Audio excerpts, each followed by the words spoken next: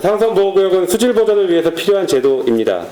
그렇지만 이를 위해서 희생하는 지역 주민들에게는 그에 따른 정당한 보상이 이루어져야 합니다. 그게 우리 헌법 정신에 맞는 것이죠. 팔당 상수원을 북한강, 남한강 수계로 분산하거나 아니면 주요 치수원을 상류 지역으로 이전하는 등 다양한 그 상수원 다변화가 추진되어야 할 것입니다. 주민들의 일방적인 희생이 강요되고 있는 이런 불합리한 규제들은 시정되어야 되고 현실성 있는 제도가 만들어져야 될 것입니다. 조합면 주민들이 겪어야 되는 기본권의 침해는 너무나 명백합니다. 평등권에 대한 침해와 재산권에 대한 침해. 이 부분은 이제 우리가 진지하게 고민하고 고쳐야 될 부분입니다. 그리고 또 한 가지는 저는 팔당 상수원 지역의 그 기초단체장으로서 개인적으로 그 경안천 물이 그 취수되는 이 시스템은 바꿔줘야 된다고 생각을 합니다. 팔당댐 바로 밑에서 취수하는 물은 북한강 물과 남한강 물과 경안천 물이 합쳐져서 취수가 되고 있습니다. 저는 최소한 2,600만 수도권 국민들의 그 물 안전을 위해서도 경안천 물이 배제되는 그 취수 정책이 이루어져야 된다고 생각합니다. 그리고 그렇게 해서 그 한국형 그린 뉴딜을 우리 2,600만 수도권 주민들의 그 물 안전 그리고 물에 대한 기대치를 높이는 것이 중요하다고 저는 생각을 합니다. 그리고 이제 마지막으로 또 한마디 덧붙인다면 규제 당시의 하수 처리 기술과 지금 2020년을 오늘을 살고 있는 하수 처리 기술은 완전히 다릅니다.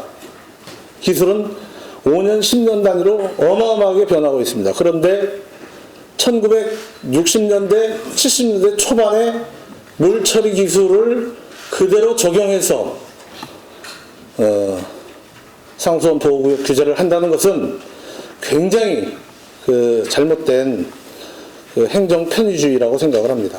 조합면 양소리와 조합면이랑 양소리가 도대체 무엇이 다른가? 하수가 나오는 게 조합면에서 나오는 물은 더 더럽고 양소리가 나오는 물은 더 깨끗한가?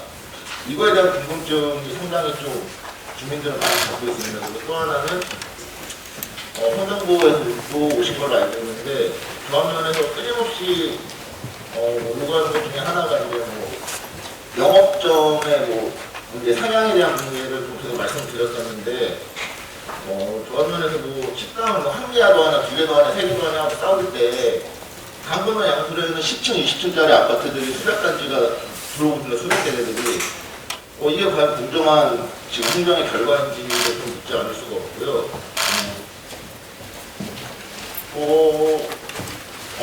얼마 전에 그 조합면 상공리 위로 이제 제1외곽순환고속도로의 교각이 모였습니다. 그리고 이제 지금 상판도 깔고 있는데 이거는 가능하고 주민들이 식당하는 건 도대체 왜 안 되는지 그런 것들을 저희는 참 주민들을 이해를 할 수 없는 정책이라고 생각을 하고 있거든요.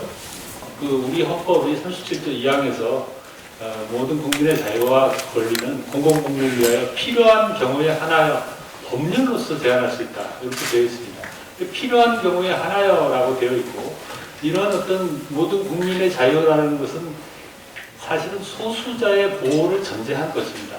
다수자들은 이미 충분히 다수 국회의원들이라든가 이렇게 해서 대변이 되고 있습니다. 그렇지만 소수자가 특별한 희생을 받았을 때 그것을 어떻게 국가가 관리하고 거기에 대해서 적절한 어떤 보상과 지원을 할 것이냐. 이것이 우리가 상징하는 그 대한민국이라는 어떤 자유민주주의 국가의 헌법 원리인 것입니다. 그러니까 헌법이 보호하는 것은 소수자를 보호하는 것이 주된 목적이라는 것을 간과해서는 안 될 것입니다. 그리고 이렇게 소수자를 보호한다는 것은 이 국가라는 것이 갖고 있는 어떤 존재와 목적에 직접 연관이 됩니다. 우리가 국가라는 정치적 공동체를 만들어가지고 모든 국민이 다 어떤 이익과 행복을 추구하면서 살자라고 했을 때 그 국가 시스템 안에서 일정 부분 국민들은 어떤 행위에 의해서 혜택을 보고 어떤 소수 국민들은 아주 불이익을 보고 거기에 대한 어떤 충분한 보상이나 어떤 권리 구제가 안 된다면 그 소수 국민에게는 국가라는 존재가 무슨 의미가 있겠습니까? 예, 그러면 먼저 하여튼 오늘 저도 이 자리에서 여러 지역 주민분들 이야기를 들으면서 사실은 뭐 저희가 또 정책을 하면서 제대로 또 고려하지 못했던 이런 부분들에 대해서도 좋은 의견들을 많이 주셔서 저희가 또 앞으로 정책하는 데 많은 도움이 될 수 있을 거라고 생각을 하고 있습니다.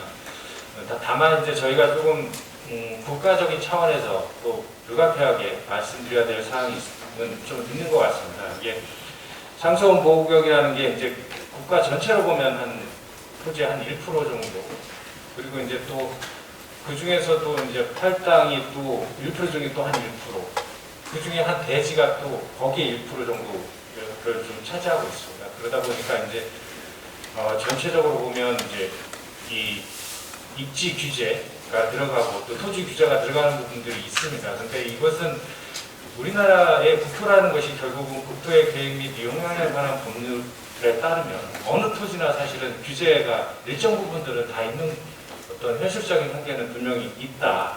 다만 이제 상수원 보호구역이라는 제도가 훨씬 더 강하고 또 여러 가지 그 행위 제한들이 많이 있어서 이런 부분들에 대해서는 어떤 지원이라든지 그런 것들이 좀 필요하다라고 생각을 하고 있습니다. 그래서 저희가 이 문제를 해결하는 데 있어서 이제 크게 접근해 볼 수 있는 게 과연 규제를 완화할 것이냐, 아니면 그 규제를 에 대한 어떤 지원이나 대가를 가지고 이제 접근을 할 것이냐, 두 가지 측면인데요. 현실적으로 규제를 대폭적으로 완화하는 것은 사실적으로 좀 어려운 부분이 있다. 그리고 개선은 하지만 그 이유는 아까도 이제 말씀하셨지만 그 팔당호의 그 수질의 비밀이 말씀하신 것처럼 비점 오염원에 있다고 하셨습니다. 비점 오염원이라는 게 사실은 기본적으로 강우나 이제 비가 올 때 그 오염원을 통해서 이제 배출이 되는 건데, 그거는 하수처리라든지 기본의 하수처리 기술 아무리 발전해도 커버가 안 되는 부분입니다. 근데 그런 부분들이 사실은 더 많아지고 있습니다. 비점 오염원이 거의 60%에서 80%를 차지하고 있기 때문에 일정 부분의 입지 규제가 필요하다. 그렇다면 결국은 지역 주민들에 대한 지원들을 얼마나 더 제대로 해나가느냐, 이런 논의들이 좀 더 필요하지 않은가, 그런 생각을 좀 하고 있고, 그런 부분에 대해서는 나중에 또 한번 다 얘기 듣고 또 따로 말씀을 드리도록 하겠습니다.